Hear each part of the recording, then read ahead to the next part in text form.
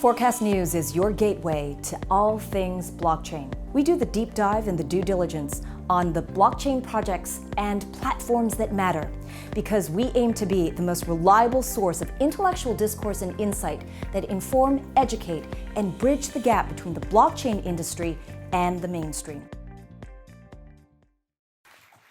Merci, Jennifer, and merci, everyone, for really giving us the platform to speak to you.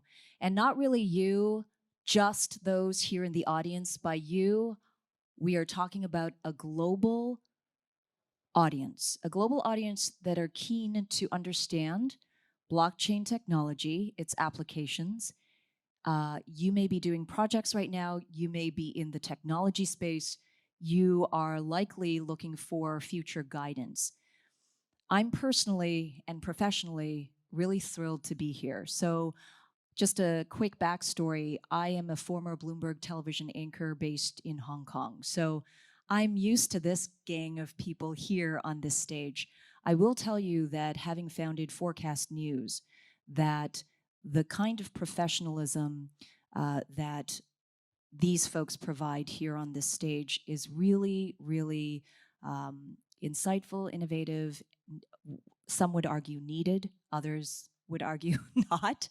But that is exactly why this space is so interesting. So I will be your guide. I serve you. There may be an opportunity to also ask questions. And really, this is going to be a conversation. But please help me welcome once again our esteemed panelists, Caroline Malcolm from OECD, Marius Jurgilas, Bank of Lithuania, Giles Ward of IOSCO, and Mike Gill, CFTC. We're here to talk about international regulatory cooperation for the development of financial innovation. That's a lot of words for how do current regulators around the world think about blockchain and think about blockchain technology as it applies not only to their nations, but to their people. We've got some leading agencies in the world on this stage, and I will let each of them tell you about their organization and why they're thinking about blockchain. Caroline, I'll start with you. Thanks, Angie, and thank you also to Paris Blockchain Week Summit for the invitation to be here. As you said, I lead the OECD's Blockchain Policy Centre. We're working across the policy spectrum on issues relating to blockchain and other distributed ledger technology, and working to really ensure that there is a global reference point on the policy issues that arise in this space. I'm Giles Ward. I work for IOSCO. IOSCO is an organization of 128 securities regulators from over 115 countries around the world. We have three objectives: to promote investor protection, market integrity, and financial stability risks. And we do this with through two tools. First of all, through the exchange of information, both about policy, but also about enforcement. And secondly, through the development or promotion of common or consistent international standards. In terms of how we're looking at the crypto sphere, we're applying our overarching approach of why, what, and how. So first of all, we're trying to identify why we should be interested in the crypto sphere. Broadly speaking, we are because we think it poses potentially investor protection and market integrity risks. In terms of what, we have been developing some thinking through various networks and a potential framework about how we think about what these assets are. And secondly, in terms of how, we are also developing some thinking about what standards regulators around the world should be considering when they're thinking about, in particular, trading platforms.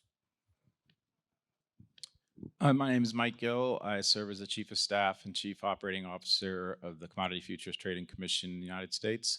I joined the CFTC a couple of years ago from the private sector, and the chairman and I had this crazy idea to create an innovation startup within a government agency. And so we conceptualized this thing called Lab CFTC, and like most folks out in the investment space, we then hired smart people to actually run it. That lab was intended to help us understand artificial intelligence, a lot of the algorithmic trading that's really the momentum in the market. But it also, not that we formed it for this, but it became our interaction with blockchain and DLT in the crypto universe. And so it helped us get comfortable with licensing the first 2 swap execution facilities that would trade blockchain. We then licensed a clearinghouse that physically settled Bitcoin. Did I say blockchain? Bitcoin. And all through those steps, those were swaps, those were eligible contract participants, they were physically settled, and it sort of allowed us to learn and get a comfort level with Bitcoin to the point when SIBO and the CME came to us with their Bitcoin futures contract, which now is kind of yesterday's news and not very exciting, but at the time was not particularly popular in the US government. Was not popular with many market participants. We actually got a lot of critical letters. But we felt it was important that to let sort of innovation work. We worked with the exchanges on those 2 products. And in retrospect, I think it was a healthy thing for the marketplace to bring a federal role in the United States to Bitcoin. And then we can talk more later about where that may evolve to. Hi, Marius Jurgilas, Bank of Lithuania, and I'm the board member at the Bank of Lithuania. And Bank of Lithuania is an integrated financial markets regulator, which in a human language means that we have the monetary policy authority, the guys who are issuing money, dealing with payment systems. We have a financial stability authority, which means that we supervise the banks and ensure that they're prudent. We also have the financial markets regulator, like my colleague, and we license entities who deal in financial markets, and we act as a semi-court if someone misbehaves in misinforming investors on what they promise in the white paper and things like that. So maybe that gives an introduction of why we care about blockchain and how do we view that. So obviously blockchain could be used for multiple things, ranging from a better dissemination of information, security, maybe even distribution of cash. So as a central bank, we're very much interested in how that technology could be used in our internal processes as a central bank. The one being, the distribution of cash and issuance of currency. And I'll talk about that probably later. And the second one is, as a supervisory authority, we want to understand what is happening on the ground. And the reason why I have been walking around here and talking to people on the field is trying to understand what exactly is happening and what schemes and ways of implementing new innovative technologies are being developed right now. So how do we do that? We bring the industry into the house, and the best way to do that is to allow them to develop financial products together with the regulator. And I'll talk about that later as well. So I'm going to address the elephant in the room, which is when we talk about blockchain and cryptocurrency and really why Bitcoin came into existence. It really was a reaction, I think, to the standard and the internalization and the traditional structures of finance. And it was an alternative. And so the question is this intellectually and philosophically something that is good for Bitcoin, cryptocurrency, alternatives, assets, blockchain? That we as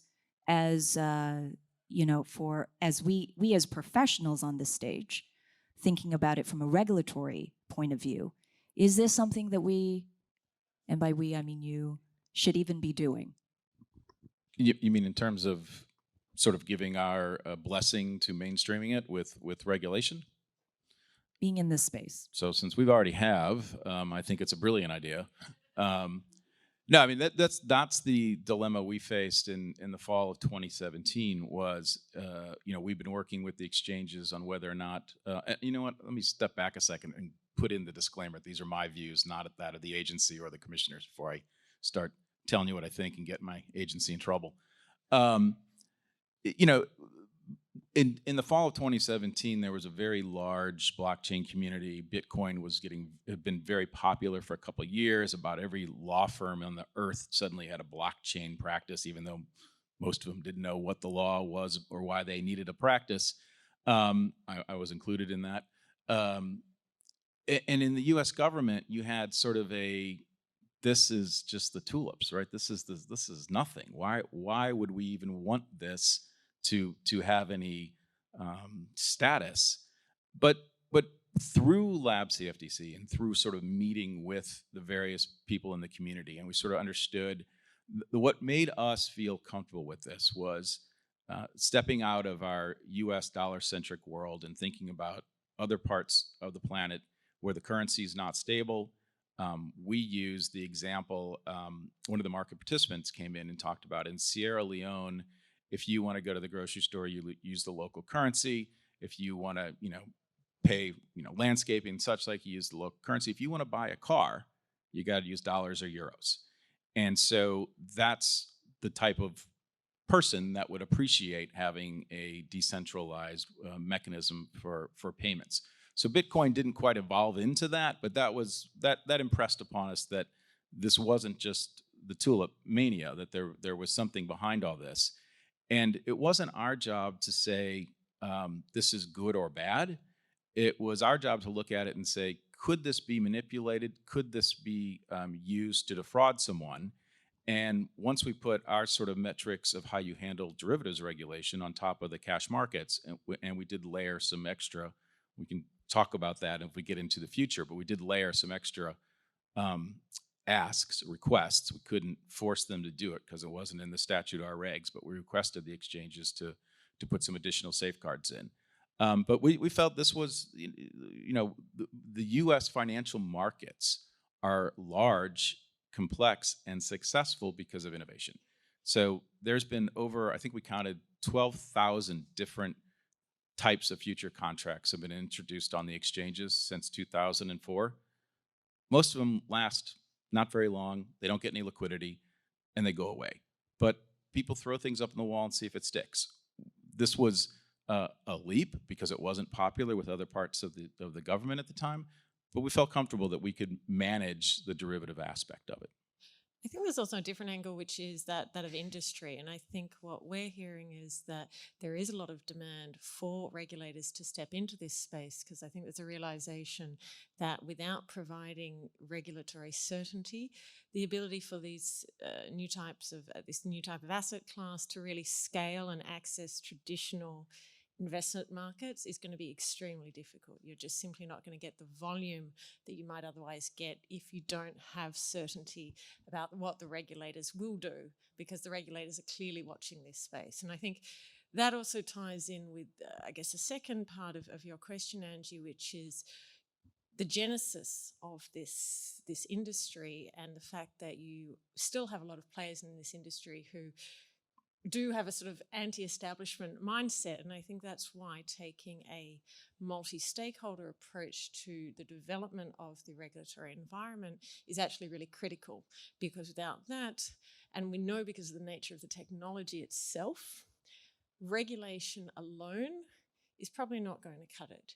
You're also going to need market norms, you're going to need other influences in the market to really regulate the technology, particularly if we see an evolution towards more decentralized autonomous organizations, permissionless blockchains.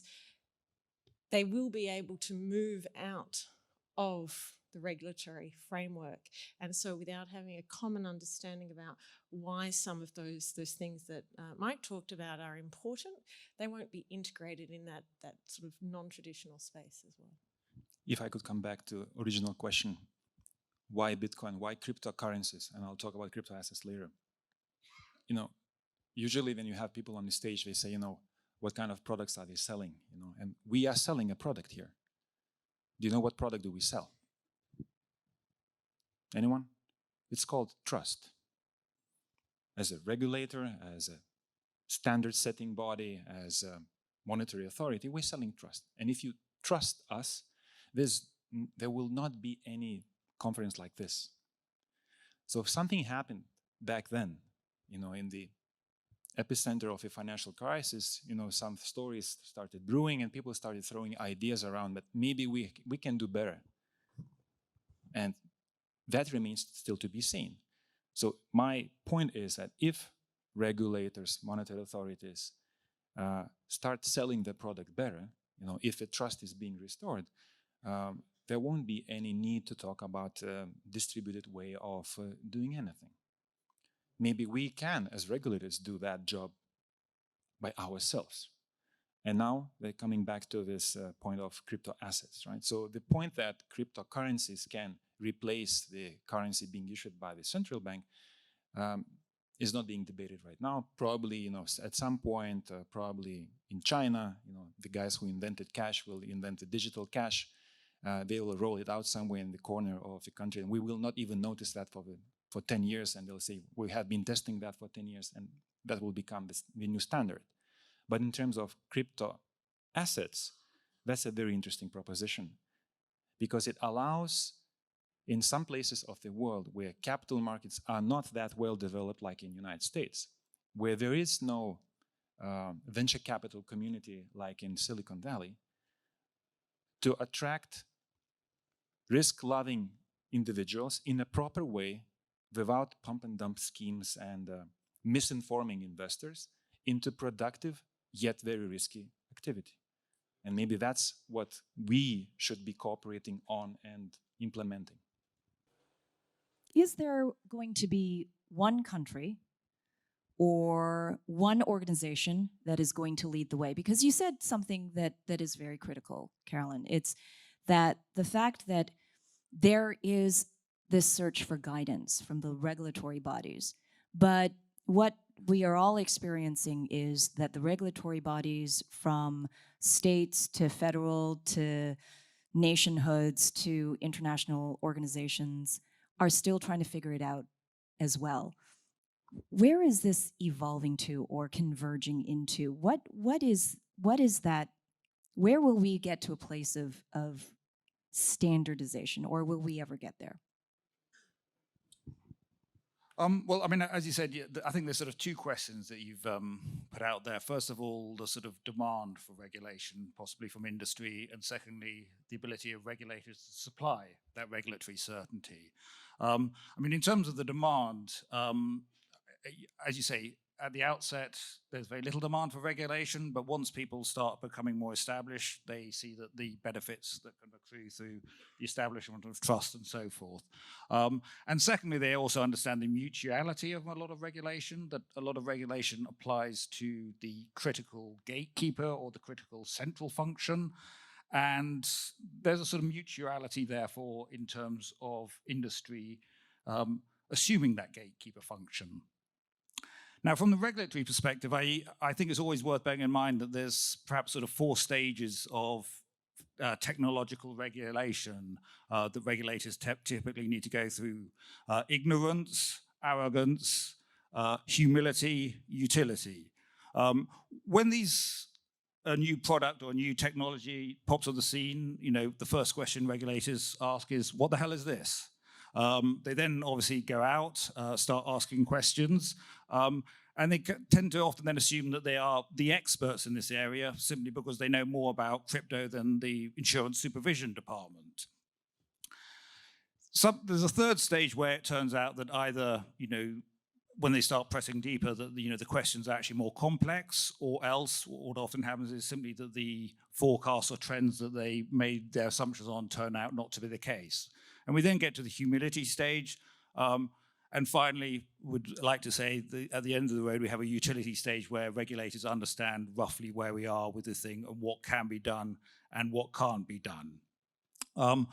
I'd like to think that we're probably now in stage 3 or 4, at least among sort of, the main communities. But as I say, this is why IOSCO's approach, although it seems sort of quite talkative, the first stage is making sure that everyone is on the same page in terms of their information. So we do an awful lot of information exchange through things like the ICO network, the FinTech network, through board meetings and so forth. Because if you're going to develop a consistent one-country solution, then everyone's got to be on the same page in terms of that regulatory cycle, because otherwise, if everyone's in the arrogant stage, then everyone's got the incentive to just run off and do what they think is the best thing. Right now, that one country seems to be the United States. Oh, I was just about to jump in and object, but I will object for you. I don't think so. We're all over the map right now in the United States. The ICO issue took up all the bandwidth of the regulatory agencies in the United States, and the Securities and Exchange Commission, our sister agency that regulates securities, was not comfortable with the way ICOs rolled out. They didn't see an innovative capital raising campaign. They saw fraud. The Federal Reserve has been lukewarm because they deemed that Bitcoin itself and the other cryptocurrencies, and this has been a work stream that FSOC's, a number of work streams on cryptos that FSOC's been doing. The Federal Reserve said it doesn't affect the dollar, therefore our interest is much lower. Our OCC has been really innovative. They've licensed some lending institutions, sort of non-bank charters. That has gotten them the wrath of New York and some of the states where traditionally those types of activities are held. And then we, are very pro innovation in this space, and we have been pushing on Ether, and we did our Ether RFI. But without a cohesive, sort of here's where we stand, I think when we make a decision, yes, we're going to bring a lot. We're going to bring a lot of cards to the table. But the chairman of the CFTC just gave a speech for Eurofee, and I put some lines in there where I said, call out Switzerland and call out France, because they've actually leaned forward and put some things on paper that we can't say that we would totally agree with, perhaps, but it's something to work from. And they've actually, they've now allowed these companies to sort of show up and get some clarity. And I think through from a broad level, because what you're saying is that all of these critical agencies internally in the United States are very fragmented. Ask anyone who's ever had to deal with the U.S. financial regulator, they will say the one thing that drives them crazy is how many agencies there are. We like to think we're all perfect experts in our space, but it is madness. But I will, I think Europe has stepped forward, and where we were thinking about this industry and where it may go, or this innovation, I think industry is probably a bad term, but where this innovation will go. 2 years ago, I think Europe was more skeptical. When I was presenting at IOSCO and talking about the swap execution facility that we had just licensed and how we were comfortable with it because the clearing was going to be physically settled, there wasn't a lot of margin or any margin to deal with. And the looks from, we sit alphabetically, or I'm not sure how I think it's alphabetically, but I'm always across from France and Germany. And they both, what are you doing? But here we are 2 years later, and I feel there's a real comfort level in France for this innovation and sort of what's the clarity that people need and how can we get it. And so I think it's helpful, and I think the U.S. would be loath to adopt somebody else's rules, but I think once somebody gets out there with a blueprint, it makes it easier for us to start. All right, let's argue about what's on paper rather than just everything in the universe. Yeah, I think makes a very good point there. And I guess looking from the OECD, it's a very international perspective, not just at Europe or America, but really across the globe. And seeing the start of different regulatory approaches develop is, I guess, if we look at other areas, and I don't think blockchain in the financial services space is unique in this regard, is that that's typically what we've seen in the development of what we'll call an international approach to different policy issues. That you see different countries start to try out different things which take into account their specific environment and their specific context and concerns. And over time, that helps organizations like the OECD work out how they might be able to help countries develop what might be best practice, taking into account your specific circumstances. And I think one very important thing that regulators have in common is that regardless of which jurisdiction you're working in, what you don't want to see is when you take a regulatory step is being undercut and having that regulatory arbitrage where players, industry players, are looking to jurisdiction shop, in a sense, and undermine what you're trying to achieve in your jurisdiction.